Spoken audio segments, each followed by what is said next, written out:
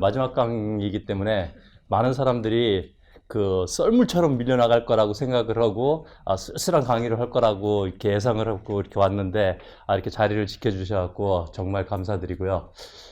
저는 나는 존경받고 있는가라는 이 포인트를 중심으로 해갖고 리더십 이론을 이야기하기보다는 31년 동안 저는 이제 직장 생활을 하면서 HR만 전공을 했습니다. 그래서 뭐 이론 갖고 제가 이야기할 수 있는 그런 건 아니고 어떻게 하면 내가 정말 존경받는 리더가 될 것인가 그쪽에 포커스를 좀 맞추도록 그렇게 하겠습니다.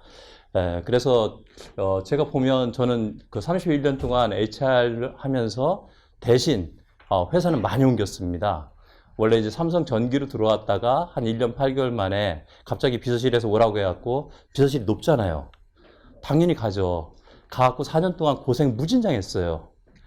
그러다가 삼성에서 정확하게 퇴근 시간에 가고 일하기 싫으면 만화책 50권 빌려갖고 50권 만화를 볼 수 있는 곳. 그곳이 딱 한 곳이 있습니다. 거기에 이제 놀러 갔는데 거기서 11년 동안 있었어요. 거기가 이제 삼성 경제연구소입니다. 그래서 17년 딱 생활을 마치고 그 다음에 이제 옮긴 데가 이제 LG로 옮겼어요. LG 정유로 옮겼는데 LG에서 오신 분 아시겠지만 LG 정유가 LG에서 2단합니다. 조금 틀려요. 거기서 이제 놀다가 구씨하고 허씨가 아름답게 이별을 했죠. 그래서 제가 이제 GS 칼텍스가 돼갖고 8년 동안 거기서 이제 근무하다가 그 다음에 이제 KTNG로 이제 옮겨갖고 저는 이제 그 GS 칼텍스가 역삼동에 있어요. 그리고 KTNG가 삼성동에 있어갖고 저는 집이 일산이고요. 조금 더 멀어졌다고 했는데 어느 날 갑자기 가보니까 삼성동이 아니라 대전시 평촌동이래요. 그래서 알지도 못했는데 거기가 신탄진이고 거기가 이제 제 이제 근무처가 돼갖고 지금 6년 동안 아름답게 주말 부부하고 있습니다. 그래서 그거 아세요? 50 넘어서 주말 부부하는 것은 3대가 공덕을 쌓아야지만이 누리는 혜택이라는 거. 그래서 제가 그렇게 하고 있고요. 너무 행복합니다. 갈수록 행복해져요. 그리고 이제 제가 이제 직장 생활하면서 저는 이제 오늘 여기 계신 분들을 어느 수준까지 올릴 것인가. 저는 그것만 고민하고 왔어요. 그래서 나는 정말 존경받는가. 그래서 존경받는 2개의 샘플, 사례를 갖다가 제가 이제 가장 바람직한 모습으로 설정을 했는데 첫 번째 모습은 뭐냐면 우리가 A 부서에서 B 부서로 옮길 때 송별식 해주나요? 안 해주나요? 저는 지금까지 있는 회사는 다 해줬어요. 그래서 바로 옆 부서로 가는데도 아무튼 송별식을 해줘요. 근데 한 번은 제 옆에 있는 인력개발 팀장이 다른 부서로 옮기는데 그 부서가 송별식 한다고 저도 같이 가재요. 갔어요. 그랬더니 사회자가 소개하고 그 다음에 가는 사람이 인사말하고 한 명이 답사를 하는데 그 팀원이 부장이었는데 거의 50에 가까운 사람이 눈물을 글썽이면서 팀장님 안 가면 안 될까요? 1년만 저희하고 더 근무하면 안 될까요? 저희가 회장님한테 건의를 해서 1년 동안 더 있게 하도록 하겠습니다 하고 훌쩍이는 거예요. 그러니까 교육부서가 여자가 많잖아요. 이 여직원이 많다 보니까 이 남자 그 부장이 훌쩍이니까 한 명씩 울기 시작해갖고 이 전체가 다 우는 거예요. 저는 그럼 거기 왜 갔어요, 제가? 그러면서 이 떠나는 이 팀장을 아쉬워하는 팀원들의 모습을 보며 제가 저 친구는 정말 성공하겠다. 지금 GS 칼텍스에 지금 현재 전무면서 본부장 됐어요. 제가 역시 이런 생각을 합니다. 두 번째는 혹시 여기 계신 분이 자기 책상에 자기 상사의 사진 액자로 딱 해놓고 보관하시는 분 있어요? 없죠. 당연히 없죠. 근데 제가 또 본 것은 이건 저거 아니에요. 제 바로 옆에 있는 그 팀장이 저한테 자랑을 하는 거예요. 홍 팀장, 내가 이런 사람이야. 뭔데?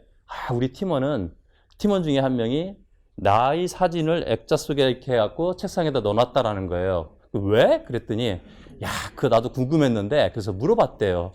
그랬더니, 팀장님은 저희 롤모델이십니다. 그래서 아침에 출근해갖고 제일 먼저 책상을 열고, 팀장님 사진을 보면서 화이팅을 외치면서 하루를 시작합니다. 아니, 거짓말 같은 일이지만 그런 일이 있다라는 거예요. 이게 내가 존경받고 있다라는 거잖아요. 아까 우리 김 부장님께서 나가면서 그랬잖아요. 그 막내가 초콜릿 하나 이렇게 주고선 갔다고 새벽 1시에. 저는 31년 동안 근무하면서 6시 15분을 넘긴 적이 없고 주말에 제가 회사를 나온 적이 없는데 1시? 대단하다라는 생각을 하면서 오늘 저는 어떻게 되면 이런 존경받는 리더가 내가 될 수 있을까, 이걸 중심으로 해갖고 이야기를 이제 이끌어 가도록 하겠습니다. 그래서 저는 리더라면 인성을 바탕으로 해서 전문성을 갖추고 사람들에게 영향력을 주는 사람을 저는 리더라고 생각을 합니다. 그래서 제일 중요한 건 뭐냐면 인성을 어떻게 할 수가 없잖아요. 그러면 두 번째, 그 전문성. 이 전문성 부분에 있어갖고 나는 정말 이 전문성과 그 다음에 나와 함께 하는 우리 구성원들이 나를 갖다가 신뢰하고 나와 함께 하기를 원하는 그런 정말 강한 리더인가. 이 10개의 체크리스트를 제가 준비를 했고요. 자, 이 10개에 대해서 한번 보시면서 나는 몇 점인가 쭉 한번 그냥 보세요, 대충. 그래서 나는 매년서부터 시작해갖고 기록한다서부터 시작해갖고 제일 끝에 후계자 육성까지. 대충 이렇게 보니까 나는 80점 넘는 것 같다. 있나요? 없고, 지금 막 열심히 보느라고 이제 정신없으시죠? 제가 이제 설명을 하나씩 해주겠습니다. 원래 이거 한 장 갖고선 제가 1시간 이상 이야기하는데, 첫 번째는 인사 담당자들은 이력서 정말 안 써요. 그리고 뭐라고 말하냐면 난 여기서 뼈를 묵는다라고 해요. 뼈 묻어봤자 60세예요. 그리고 40년을 더 살아야 되는데 자기 시장 가치를 자기가 어떻게 내가 평가받고 내 시장 가치를 올릴 것인가. 이력서에 한 줄 올라가기 너무 힘들잖아요. 그잖아요. 근데 매년 이력서를 쓰면서 이걸 가져가야 되는데 헤드헌터들이 우리 50 넘은 사람들은 부르지도 않아요. 그럼 50 넘으면 저도 지금은 거의 한 48세 이상 넘으면 매년 자기 이력서에 3줄 이상을 고쳐야 된단 말이죠. 그것을 지금서부터 밑밥을 이렇게 던지고 있느냐, 준비하고 있느냐. 두 번째는 내 외부인이 나를 인정하고 추천해주고 있는가. 예를 들어 갖고 서울대 경영학과의 박원호 교수께서 기업의 평가는 저기 시골에 있지만 KTNG의 홍석한 원장한테 물어봐라. 연대 경영학과의 신동엽 교수도 역시 똑같은 이야기를 하고, 고대 경영학과의 문영구 교수도 똑같은 이야기를 하면서 기업 평가에 대해서는, 기업의 HRM과 D에 대해서는 KTNG의 홍석한 원장한테 물어봐라. 걔가 31년 동안 그것만 해갖고 설명이 가능하다. 이러면 내가 인정받는 거잖아요. 그러려면 우리 HR에 있는 사람들이 결정적으로 실수하는 게 뭐냐면 그 안에서 높은 사람들하고만 놀아요. 절대 밑에 있는 애들하고 안 놀아요. 인사는 가장 경쟁력 있고 영향력 있는 부서라고 생각을 해갖고 조직장이 또는 임원들이 저녁 먹으러 오라면 가요. 그리고 현장에 있는 사람 안 만나요. 그리고 내부에만 집중하고 외부에 연구회라든가 이런 모임에 잘 안 나가요. 저는 올라가면 올라갈수록 외부의 네트워크가 더 강해야 된다. 세 번째는 내가 의사결정을 하는 사람인데 리더가 하는 것은 저는 의사결정이에요. 근데 의사결정을 사업, 제품, 경쟁자, 고객을 중심으로 내가 의사결정을 하고 있는가. 네 번째는 나는 변화를 선도하고 이끌고 있느냐의 부분에 있어갖고 우리 솔직히 말해갖고 우리 일주일에 자기의 어떤 직무에 향상을 할 수 있는 그런 책을 몇 권 읽는가? 제가 결례되는 질문했죠? 제가 우리 직원들한테 물어봤어요. 그랬더니 한 놈도 손을 안 드는 거예요. 그래서 제가 물어봤어요. 미안하다. 한 달에 몇 권이냐? 그랬더니 한 100명 중에 한 5, 6명이 드는 거예요. 이건 아닌 것 같아요. 우리가 변화를 어떻게 선도하고 변화를 읽기 위해서는 저는 3가지를 해야 된다고 봐요. 우리가 일주일에 1명 이상의 전문가를 만나는가. 그래서 내 급여에 적어도 20%를 그 전문가를 만나는데 내가 돈을 쓰고 있는가. 그다음에 일주일에 1권 이상의 책을 내가 읽고 정리하고 있는가. 저는 정리가 더 중요해요. 세 번째는 내가 정말 고민하면서 나의 역량을 끌고 가고 있는가. 내가 하루하루를 갖다가 더 나은 모습으로 개선시키고 있는가. 다섯 번째는 내가 내 직무에 CEO로서의 역할을 하고 있는가. 제가 깜짝 놀라는 것은 여기 오신 분들 지금 이력서 다 나눠주고 제일 처음에 들어왔을 때 자소서하고 이력서를 다 나눠주고 제일 끝에 한 질문. 당신은 이 회사에서 어느 지위까지 올라가겠습니까? 하면 전부 다 경영자 썼을 거예요. 지금 마음속으로 나는 팀장까지만 올라가면 좋겠다. 팀장만 돼도 좋겠다. 임원? 아이, 그건 나하고는 이미 틀렸어. 라고 30대 초반에 생각하는 분들이 굉장히 많아요. 아니죠. 지금 얼마나 많은 시간이 남았는데. 그러면 내가 임원이 어떤 역할을 하는가, CEO가 어떤 역할을 하는가를 내가 알고 준비를 하면 되잖아요. 지금부터. 저는 CEO가 하는 역할을 6가지로 생각을 해요. 이 첫 번째 CEO는 비전을 만들어서 사람들에게 비전을 심어주고 그대로 실천할 수 있게끔 가져가는 사람. 두 번째는 의사결정을 하는데 전략적 의사결정을 하는 사람. 세 번째는 변화를 선도하고 변화를 이끌고 변화를 구성원들한테 자꾸 강조하면서 구성원들도 변화되게끔 만드는 사람.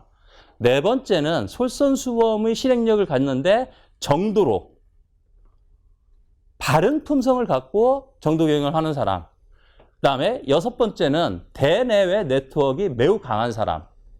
마지막 일곱 번째는 제일 끝에 있는 강한 후계자를 빨리 조기에 선발해갖고 육성하는 사람이 저는 CEO 역할이라고 생각을 해요. 그럼 지금부터 내가 그것을 준비해갖고 올리면 되잖아요.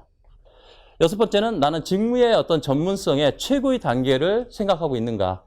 저는 그 교육 쪽에 지금 현재 있으니까 우리 직원들한테 교육을 맡은 지 지금 딱 1년 지금 6개월 됐는데 저는 직업의 교육에 있어서의 단계를 4단계로 딱 구분을 해요.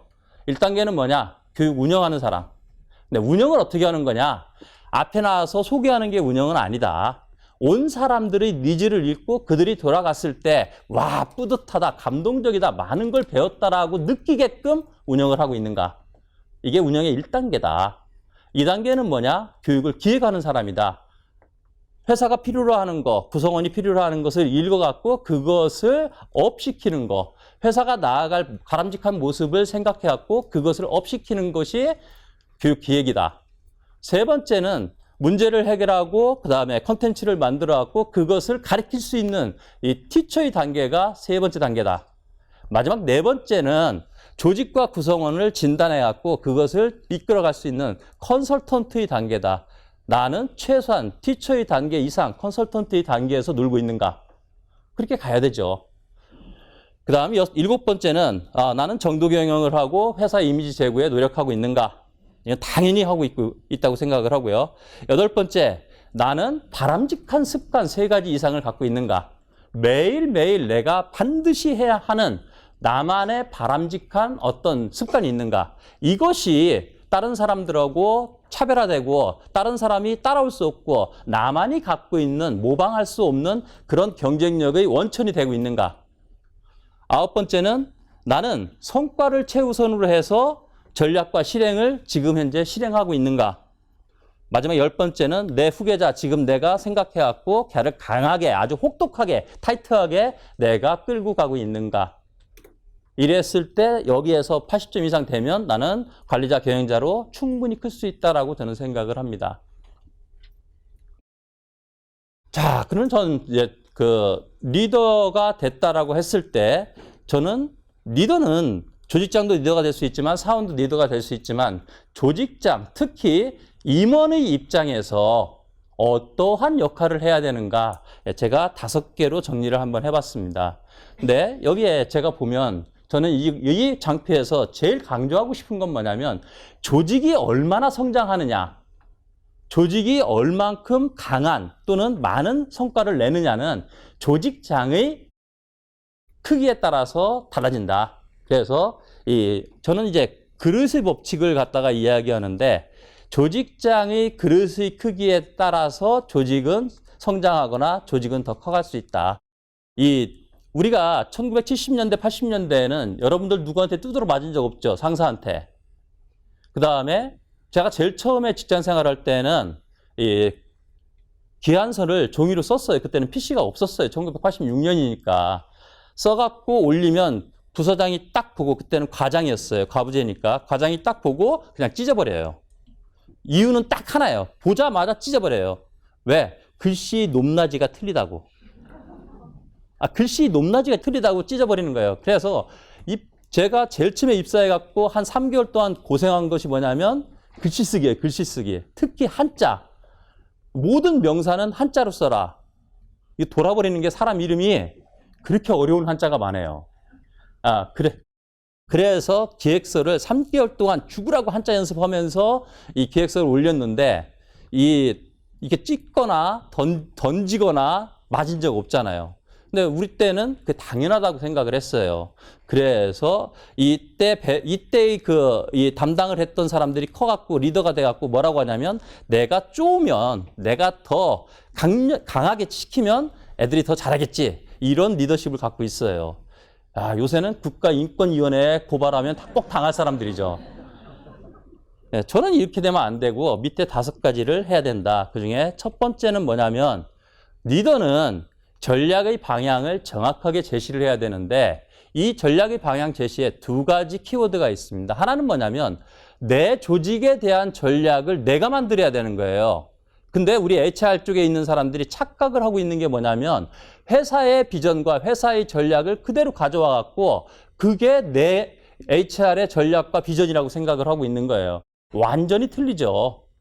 HR 부서의 비전과 전략을 만들어야 되는데 리더라면 위에 CEO라던가 임원하고 얼라인을 해야죠. 우리의 비전, 우리의 전략은 뭐냐고 물어봐 갖고 CEO가 생각하는 비전과 전략을 우리 부서에 맞게끔 이것을 캐스케딩해서 우리 부서의 비전과 전략을 만들고 있는가.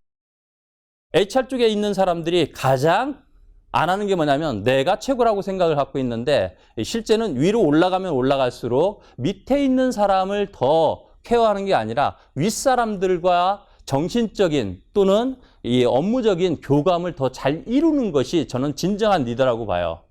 이 2번째는 이 전략을 조직의 특성, 실행의 관점에서 재구성해갖고 내가 내 것을 만들어서 구성원들한테 내재화시키고 체질화시키고 이것이 실천되도록 해야 된다는 거죠.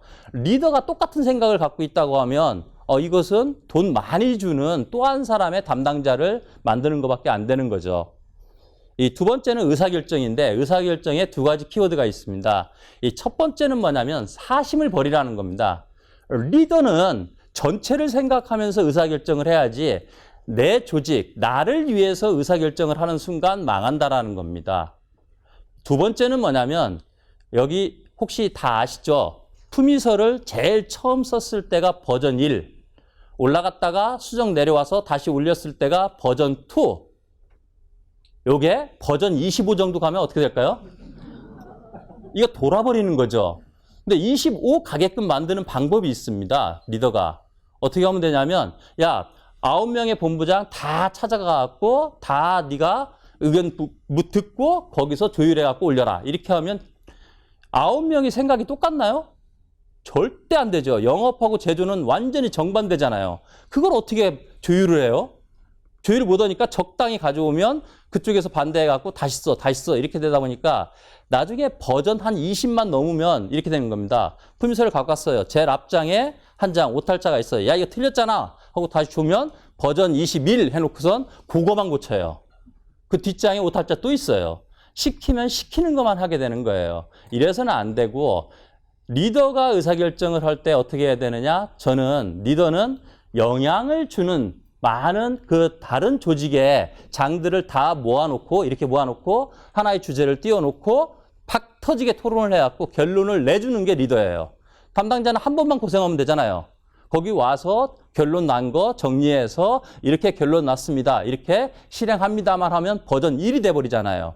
그걸 담당자한테 다 시키면 버전 10, 버전 20, 심한 경우에는 버전 30까지 가는 거죠. 그리고 이게 치사하게 자기 파일에다가 버전 1서부터 30까지 다 갖고 있어요. 그리고 뭐라고 이야기하냐면 버전 30에서 끝났을 때 봐라 버전 1하고 똑같잖아 이렇게 말합니다. 담당자가. 세 번째는 이 솔선수범해라. 이 리더가 솔선수범하지 않으면 우리가 명언 중에 명언이 있잖아요. 담당자 입장에서는 그래 이 또한 지나가리라. 뭐냐면 네가 먼저 가냐 내가 먼저 가냐 요거 생각하면서 그래 요 순간만 버티자 이렇게 되는 거죠. 리더가 해야 할 것은 리더는 자기가 행동으로 본을 보여야 되는데 앞뒷말이 틀리거나 또는 구성원들한테 너는 이거 해 해놓고선 지는 안 하는 이렇게 되면 안 된다라는 겁니다. 네 번째는 아까도 말했지만 리더가 해야 할 일은 강한 자기 뒤를 이어서 자기를 그 조직을 이끌고 내 어깨 위에 올라와서 더 많은 성과를 낼 수 있는 그런 후계자를 저는 키우는 겁니다.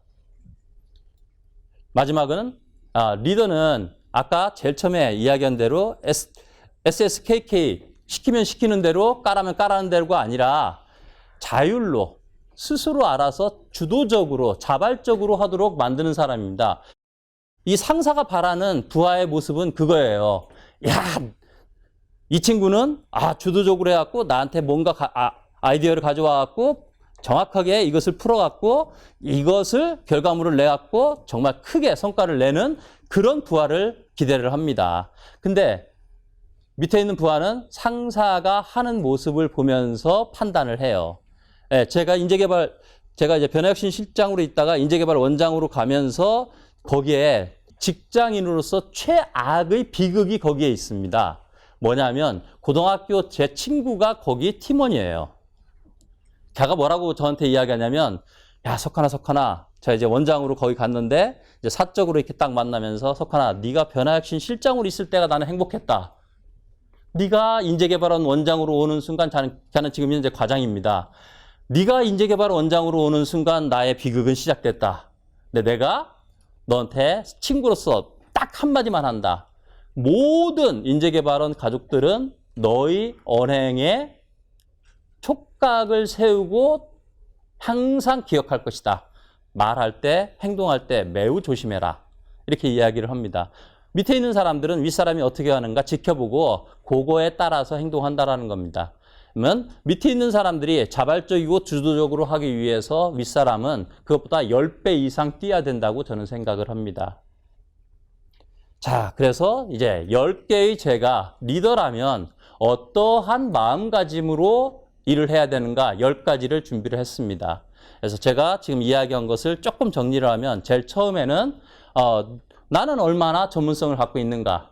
두 번째는 나는 리더가 되기 위해서 어떤 역할을 해야 되는가. 이제 마지막 세 번째는 이제 리더로서 어떤 마음가짐을 갖고 내가 행동을 해야 되는가. 이 10가지를 제가 하는데 제일 첫 번째가 뭐겠어요? 제일 첫 번째 이거 한 장 제가 버튼만 누르면 첫 번째가 딱 뜨게 되어 있는데 여러분들은 자리가 없고 저는 자리가 있잖아요. 얼마나 행복해요 제가. 저는 성공한 사람들의 공통적인 특징이 하나가 있답니다. 뭘까요? 자기인식입니다. 저는 제일 첫 번째 리더가 되려고 하는 사람은 나는 나를 사랑하고 존중하고 있는가. 여기 다 나를 사랑하고 있죠? 저는 4가지. 첫 번째는 뭐냐면 나가 가장 바람직한 모습. 그 바람직한 모습을 나는 알고 그 정점이 언제인가를 나는 알고 있는가. 저는 이렇게 이야기를 합니다. 저는 100세까지 살아가는데 저는 70세에 3,000명 앞에 강의를 하면서 그들의 마음을 훔치고 그들에게 감동을 주는 것이 나의 가장 바람직한 모습이다. 그게 70세입니다. 이게 있으면 그것이 되기 위해서 엄청난 노력을 중간중간 징검다리를 놓고 제가 하겠죠. 이게 있느냐. 두 번째는 100살까지 살아가는 데 있어갖고 내가 해보고 싶은 100개의 버킷리스트가 있느냐. 그게 있다면 하죠. 그거 달성하기 위해서 하잖아요. 내 인생을 바꾼 한 권의 책에 나오잖아요. 교황만 아련하기, 대통령과 식사하기, 그 다음에 미시피강에서 뗏목 타기, 그 다음에 비행기 타고 항공모함에 내리기, 이런 무식한 일들을 다 한 사람이 있잖아요. 이것을 적었기 때문에. 세 번째는 여러분들 나를 사랑하고 여러분들이 사랑하는 사람한테 뭔가 주고 싶잖아요. 내가 나를 사랑하는데 나한테 선물을 해준 적 있는가? 저는 내가 나를 사랑한다면 나한테 선물을 해주는데 이 홈쇼핑에서 이거 누르는 거 말고요. 백화점에 가서 선물 사서 자기한테 석하나 화이팅! 써갖고 소포로 보내갖고 이걸 뜯어볼 때 얼마나 행복해요. 이런 거 안 하죠, 여러분들. 저 1년에 두세 번 하는데 다만 장소를 바꿔요. 배달처를 바꾸는데 집에다 하니까 아내가 다 뜯어보고 너 이 새끼야 이거 왜 내 건 안 줘? 이러는 거예요. 그래서 요새는 전부 다 회사로 다 보냅니다. 마지막 네 번째는 밤 11시인데 제가 너무나 외롭고 쓸쓸하고 허전하고 힘들어요. 누구한테 전화해갖고 내려와서 나한테 소주 한 잔, 1시간만 이야기해 줄 수 있니? 라고 할 수 있는 사람. 나의 인생의 동반자가 있느냐. 이게 나를 사랑하고 나를 존경하는 저는 네 가지라고 생각을 해요. 두 번째는 3분 이상 내가 이야기할 수 있는 비전과 목표가 있는가. 가령 여러분들이 19층에 CU하고 같이 타게 됐어요. 그런데 CU가 딱 타자마자 문이 딱 닫히고 여러분과 CU가 있는데 여러분들 긴장되잖아요. CU가 19층에 있고 여러분들은 12층이라면 12층 눌러요? 잘 안 누르잖아요. 일단 19층 눌러져 있으면 그냥 타고 가는데 CU가 그냥 가만히 가면 좋겠지만 뭐라고 물어보냐면 당신의 역할이 뭐냐? 당신의 목표가 뭐냐? 이렇게 물어봤을 때 그거에 대해서 그 엘리베이터 안에서 쫙 이야기할 수 있느냐라는 겁니다. 저는 내가 나의 비전과 나의 어떤 목표와 나의 역할에 대해서 언제 어디서나 누가 묻더라도 바로 이야기가 나올 수 있도록 내가 내 마음속에 내재와 내지는 형성화되어 있는가.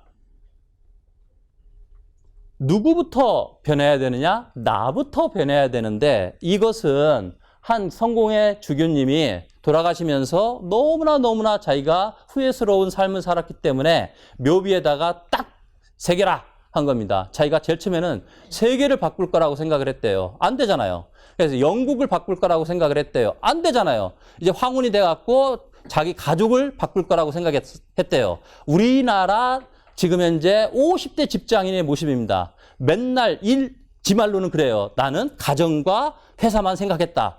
언제 가정을 생각해요? 회사만 생각했지? 집에 가서 애들하고 대화도 안 했잖아요. 아내는 이미 주변에 VIP 인물이 되어 있어요. 언제 어디서나 놀러 가는데 지장이 없어요. 남편 그렇지 못하잖아요. 그리고선 끝나갖고 정년퇴직한 다음에 갔을 때 누가 반기는 줄 아세요? 애들은 없고 강아지가 반겨요. 저는 개는 밖에서 키워야 된다라는 주장이에요. 네? 지금 2마리가 있는데 저한테 오면 이것들이 기가 막히게 알아요. 저한테 오다가 탁 서요. 그럼 제가 발로 이렇게 쫙 밀면 우리 딸들이 난리가 나요. 어떻게 개한테 발로 익혀냐고. 이제 나중에는 제가 강아지를 붙잡고 이러겠죠. 막 독백을 하는 거예요. 그러면서 야가 이게 조금이라도 고개를 끄덕이면 행복해서 막 이렇게 살 것 같아요. 이건 비극인 거죠. 이 사람도 그걸 느꼈죠. 예, 그래서 이제 말년에 알았다라는 거죠. 내가 나를 먼저 변화시키면 나의 변화된 모습을 보고 가족이 변하고 이웃이 변하고 나라가 변하고 세계도 변화시켰을 텐데 나부터 나는 지금 현재 변하고 있는가. 네 번째는 이 석공 이야기 알잖아요. 석공이 돌을 쪼는데 첫 번째는 목구멍이 포도청이니까. 두 번째는 여기 지금 현재 내가 집을 짓고 있다. 세 번째는 뭘까요? 세 번째가 뭘까요? 이게 제가 이렇게 기묘하게 그것만 딱 뺐잖아요. 세 번째는 이런 사람입니다. 이거 아세요, 혹시? 최선을 다하는 사람이 이길 수 없는 사람은 즐기는 사람. 아세요? 물론 즐기는 사람이 이길 수 없는 사람이 하나 더 있어요. 여기는 즐기는 사람이에요. 어떻게 즐기느냐? 몰랐느냐고. 내가 지금 아름다운 집을 짓고 있는데 그 안에 살게 될 사람들의 행복한 모습을 생각하면서 내가 즐겁게 짓고 있는다. 힘들지가 않잖아요. 지금 하고 있는 내 직무에 대해서 나는 뭔가 너무나 이걸 하는데 즐겁다. 나는 이걸 하는데 너무 행복하다라고 하면서 내가 내 일에 의미를 부여하면서 내가 일을 하고 있는가. 이거 누구 다리일까요? 이거 박지성 씨 다리입니다. 이거 평발이고 다 굳은 살 박히고 다 삐뚤어졌어요. 제 아내가 저한테 이런 말을 합니다. 야, 저희는 이제 고등학교 2학년 때 양가가 결혼을 갖다 허락을 해갖고 제가 아주 슬픈 사람입니다. 제가 미팅 한번, 선 한 번 못 보고 지금 이제 아내하고 이제 결혼을 해갖고 살고 있는데, 그래서 이제 존댓말이 없어요. 제 친구가, 아내 친구가 제가 다 알아요. 그래서, 그래서 왜? 자기 제주도 가겠대요. 그래서 왜? 그랬더니, 올레길 7번 코스가 그렇게 아름답대요. 그러면서 자기가 거기를 쭉 다 걷겠다라는 거예요. 그래서 설마 했더니, 자기가 하겠대요. 웬걸 가더니, 한 1km는 무슨 한 700m 정도 걷더니 석하나 그래요. 왜? 그랬더니 택시 불러라? 왜? 그랬더니 내가 평발이잖아. 이 정도 걸었으면 됐지 않냐? 하고선 바로 해수탕으로 가는 거예요. 이 평발인데 이 사람 산수통이잖아요. 대단한 분이에요.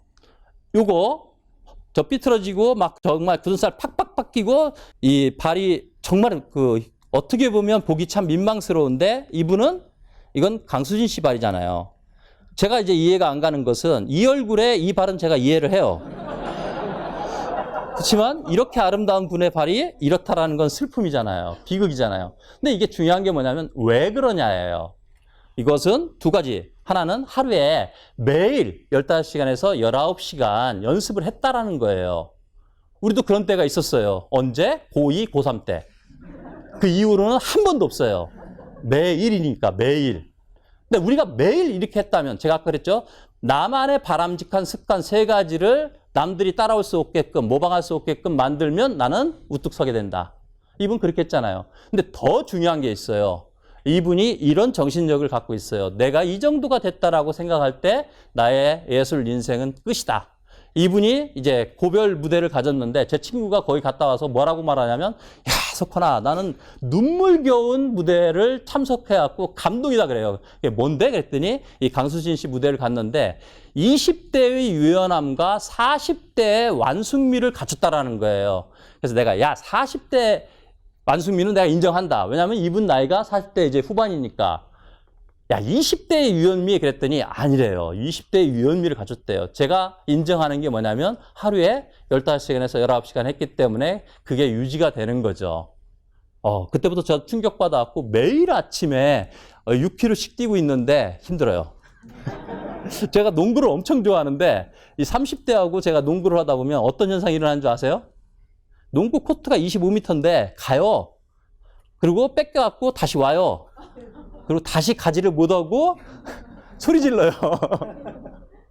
소리 지르면서 야야 패스해. 애들이 뭐라고 하냐면 이렇게 이야기합니다. 원장님 저기 그냥 주시고 그냥 지켜보세요. 달라는 게 뭐 달라고 할까요? 카드. 카드 주시고 지켜보세요. 이분 대단하신 분입니다. 그다음에 나는 정도를 걷고 옳은 판단을 하고 있는가. 우리가 정복자 중에서 제일 넓은 영토를 제일 빠른 시간에 차지한 사람이 징기스칸입니다. 근데 이 징기스칸 시대에 하나의 룰이 있었는데 그게 뭐냐면 밤에 보초를 서다가 졸은 사람은 사형에 처한다예요. 근데 하루는 징기스칸이 밖에서 병사의 울부짖음에 잠이 깼어요. 그 울부짖음의 소리가 뭐냐면 카니시오 저를 죽여달라는 거예요. 아니 잘 자고 일어났는데 한 놈이 자기를 죽여달라니까 황당하잖아요. 그래서 불러라. 그래서 와서 물어봤더니 자기가 밤에 보초를 서다가 잤다라는 거예요. 졸았다라는 거예요. 그래서 자기를 죽여달라는 거예요. 아무도 본 사람이 없는데 징기스칸이 고민이 되는 겁니다. 그래서 징기스칸이 내린 옳은 판단은 뭐냐면 네가 누를 어긴 것은 네가 말했으니까 사실이다. 그래서 너를 사형에 처한다. 그런데 너가 죽음을 당하면 너희 가족은 누가 케어를 하겠느냐. 내가 너희 가족은 다 케어를 해주겠다 하고선 사형을 명합니다. 그래서 데려가는 병사가 이 병사한테 야마 왜 네가 쓸데없이 고백해갖고 이렇게 죽냐 하니까 내가 밤에 졸은 거 사실이지 않느냐. 그때 적이 쳐들어왔다면 징기스칸도 위험할 수 있다. 내가 죽는 건 당연한데 나는 너무나 감사한다. 뭐를? 내 가족들을 다 케어해주는 징기스칸의 결정에 감사한다. 우리가 회사에 어떤 철학이라든가 원칙이라든가 그 다음에 규정이 있으면 저는 이것을 제대로 다 지키느냐. 그리고 내가 back to basic이라고 하잖아요. 우리가 기본으로 돌아왔고 정말 기본을 정말 잘 지키고 있는가. 리더라면 인성 또는 지켜야 할 부분에 있어서 솔선을 보이는 게 저는 리더라고 생각을 합니다. 나는 감동을 주고 있는가? 삼성전자의 장병조 부사장께서 교통사고로 갑자기 떠났는데 이 3일장을 해야 할 것을 4일장을 했어요. 왜? 공장에 있는 여사원들이 가시는 우리 공장장님 얼굴 보겠다고 휴가를 내고 조를 바꿔갖고 전부 다 이 장례식장에 온 거예요. 그래서 4일장이 된 거예요. 이분이 했던 것은 직원들의 마음을 훔쳤어요. 뭘로? 300원짜리 자판기 커피와 3,000원짜리 짜장면 한 그릇으로서 사람들하고 소통하면서 마음을 훔쳐갖고 그들은 떠나는 그 공장장의 모습을 보겠다라고 온 거죠. 저는 이 도쿄 도시오 이야기보다 이 마쓰시다 전기의 마쓰시다 고노스케 회장의 이야기를 하나 들려주면, 이 마쓰시다 고노스케 회장이 굉장히 몸이 약해요. 초등학교밖에 안 나왔어요. 그리고 집안이 굉장히 어려웠는데 회장이 돼갖고 사원식당에서 하루는 식사를 하는데 그때 그 메뉴가 뭐였냐면 스테이크였어요. 그래서 이 나이프하고 포크로 두 조각을 잘라갖고 한 조각을 먹다가 포크를 내려놓는 거예요. 그리고 주방장을 불러요. 자, 그러니까 주변에 있는 사람들이 어떻게 생각할까요? 아니, 스테이크를 두 조각 쪼개갖고 한 조각 먹고 딱 내려놓고 주방장 부르니까 이 사람들이 이제 주방장 죽었다 이렇게 생각하죠. 근데 주방장이 걸어 나오니까 이 고노스케 회장이 일어나갖고 정중하게 다가서서 인사를 하고 뭐라고 이야기하냐면, 알잖아, 내가 몸이 너무 안 좋은 거. 이 스테이크는 내가 지금까지 먹어본 스테이크 중에서 제일 맛이 있었는데 내 몸에서 너무나 아파갖고 도저히 먹을 수가 없어서 내가 주방장을 불렀는데 내가 그냥 가면 주방장이 얼마나 많은 고민을 하겠느냐. 왜 회장님은 안 먹었을까? 내가 뭐 잘못했을까? 이런 고민을 하고 걱정을 할까 봐 내가 불러서 그게 아니라는 거 내가 설명해 준다. 이 스테이크는 너무 맛있다. 그리고 미안하다 하고 가는 겁니다. 이게 리더의 모습이라고 저는 생각을 합니다. 리더는 사람의 마음속에 들어가서 그 사람 생각을 그 사람 입장에서 전하는 게 저는 리더라고 생각을 합니다. 우리는 그렇게 하고 있는가? 나는 성장하고 있는가? 제가 어느 회사에 가서 이 과장 승진한 사람과 팀장 승진한 사람들한테 질문을 하나 했어요. 여러분들의 영어 실력은 어느 정도 됩니까? 이렇게 물으니까 한 명이 손을 번쩍 드는 거예요. 그래서 대단한 영어 실력자인가 보다 하고선 예, 말씀해 보세요. 그랬더니 뭐라고 하냐면 저의 영어 실력은 제가 고등학교 3학년 때 최고였습니다. 그러니까 한 명이 웃으면서 그래요. 저는 입사할 때 최고였다고. 저희 팀원 중에 A 여사원이 있는데 저희 회사에 들어올 때 그 토익 점수가 970점입니다. 1년 지난 다음에 제가 오라고 해갖고 너 지금 현재 시험 보면 한 몇 점 정도 나오겠니? 했더니 쌩긋 웃으면서 시험 안 봐서 잘 모르겠다고. 그래서 자기가 970점까지 맞았으니까 900점은 넘지 않겠어요? 그래요. 내 돈 내고 내가 한번 보게끔 해줬습니다. 몇 점 나왔을까요? 네, 800점이 안 나왔습니다. 800점이 안 나왔어요. 야가 충격받아갖고 이제 공부를 시작합니다. 우리 근데 뭔가 자극이 있을 때 하잖아요. 나는 이런 말을 해야 된다라고 저는 생각합니다. 이 회사에 들어와갖고 나는 정체되지 않고 성장하고 있다. 더 중요한 것은 내 상사 이분을 만나갖고 나는 완전히 격이 틀려졌다. 내가 성장하게 된 근본 바탕은 내가 이런 좋은 어떤 행동을 하고 멋진 모습으로 가게 된 그 원인은 내가 만난 그분 때문에 그렇다. 해갖고 걔가 이제 앞으로 이제 며칠 추석 안 남았잖아요. 연락 와갖고 선생님 지금 어떻게 계시느냐? 팀장님 지금 어떻게 계시냐고. 저는 이미 원장이 됐는데 이 새끼는 꼭 항상 팀장이라고 그래요. 저를 갖다가 강등시키는데 전화 와갖고 팀장님 어떻게 계시냐고. 이런 이야기 들으면 얼마나 흐뭇하시겠어요. 성장시키고 있는가. 마지막입니다. 내가 하는 일이 회사 이익의 근원이라는 자부심을 갖고 있는가. 우리는 한 사람 한 사람에게 지금 너가 하고 있는 것이 회사에 이렇게 큰 이익을 주고 있기 때문에 너가 하는 일에 대해서 자부심을 가져라. 우리는 나와 함께하는 나의 구성원들에게 자존심을 심어주고 있는가.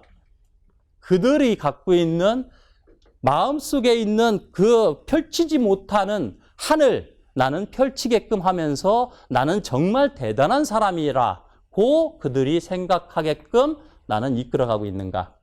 이게 저는 진정한 리더의 모습이라고 저는 생각을 하면서 오늘 저는 나는 이걸 하기 위해서 인성을 바탕으로 첫 번째 경쟁력을 갖고 있는, 즉 전문성을 갖고 있는 그러한 사람인가.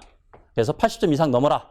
두 번째, 리더는 어떤 역할을 해야 될 것인가. CEO의 역할과 리더가 해야 할 5가지 역할에 대해서 이야기를 해줬고, 그다음에 마지막 세 번째는 리더는 어떤 마음을 가지고 끌고 가야 되는가. 10개의 이야기로서 오늘 이야기를 마치도록 하겠습니다. 그리고 저에 대해서는 넘버원 GSC 네이버닷컴으로 연락 주시면 제가 31년 동안 모았던 인사 자료라든가, 그다음에 여러 사례라든가, 그다음에 오늘 강의안이라든가 3분 경영을 계속 보내드리겠습니다. 경청해 주셔서 감사합니다.